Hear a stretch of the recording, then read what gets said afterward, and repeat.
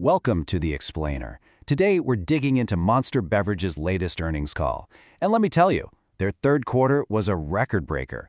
We're going to pull apart all the key insights straight from the CEO's remarks. So here's what we're going to cover. First, we'll look at just how huge this quarter was. Then, we'll explore the global trends that are pushing them forward, check out their marketing and new products, get into the nitty-gritty numbers, and wrap up with a look at what they've got cooking for 2026. All right, let's start with the headline. Q3 2025 wasn't just a solid quarter for Monster. No, it was literally the best they've ever had. And you don't have to take my word for it. The CEO, Hilton Schlossberg, kicked things off by making it crystal clear. He basically said they hit new records across every major financial metric, a total clean sweep. And when we say records, we mean it. It wasn't just one thing. They set new all-time highs for net sales, for gross profit, for operating income, and for net income, all in the same 3-month stretch. That's pretty incredible.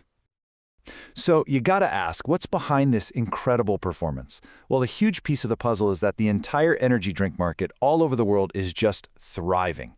It's not just growing, it's absolutely booming. The CEO pointed out that more households than ever are buying energy drinks.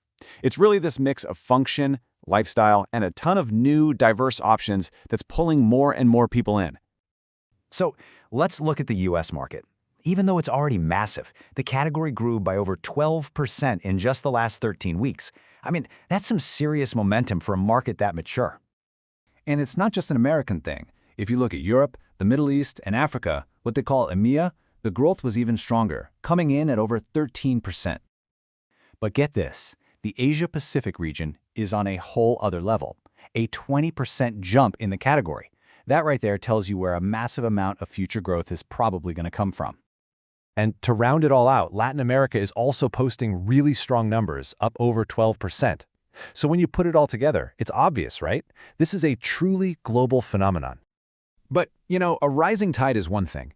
Monster isn't just floating along. They are actively driving their own success with some really smart marketing and new products that are clearly hitting the mark with consumers. They're staying super visible by attaching their brand to these high-octane global events. We're talking Formula 1, UFC, the X Games, MotoGP. If it's fast and exciting, Monster wants to be there. And their products are just clicking with people. The drink they did with F1 driver Lando Norris was a smash hit in Europe, so now they're bringing it to the US. And at the same time, their classic White Ultra Zero went viral on social media. That shows you both their new stuff and their old stuff is firing on all cylinders. Okay, so we've got a booming market and great marketing. How does that actually shake out on the balance sheet? Let's dive into the core numbers and see what it all adds up to. This table lays it all out year over year. And wow, sales are up almost 17%, which is huge. Profit margins are healthier, but look at operating income, a 40% jump. That is just a massive increase in profitability.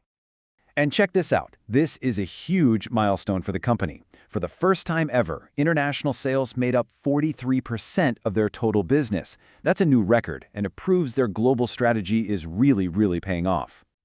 And of course, this is what shareholders love to see. Earnings per share, a really key measure of a company's health, shot up by an incredible 41% from last year. Just fantastic growth. So after a quarter like that, you might think they'd take a breather? Nope. The CEO made it clear they are not slowing down one bit. He laid out a packed pipeline of new stuff coming in early 2026. Just look at the first half of the year. They've got new strawberry shots coming, new flavors for Juice Monster and for Bang. They're rolling out that successful Lando Norris drink across the whole country, and they're jumping into the wellness space with something called Storm Energy. They are not messing around. Now this is interesting. One of their most strategic launches is a totally new brand called Flirt. It's built from the ground up to appeal to female consumers. That's a part of the market that the energy drink world hasn't always focused on, so this could be a really big deal for them.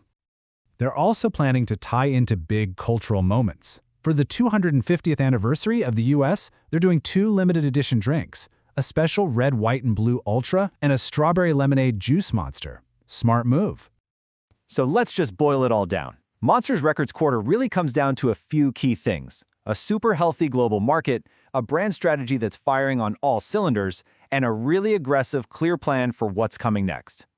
Which really just leaves us with one big question.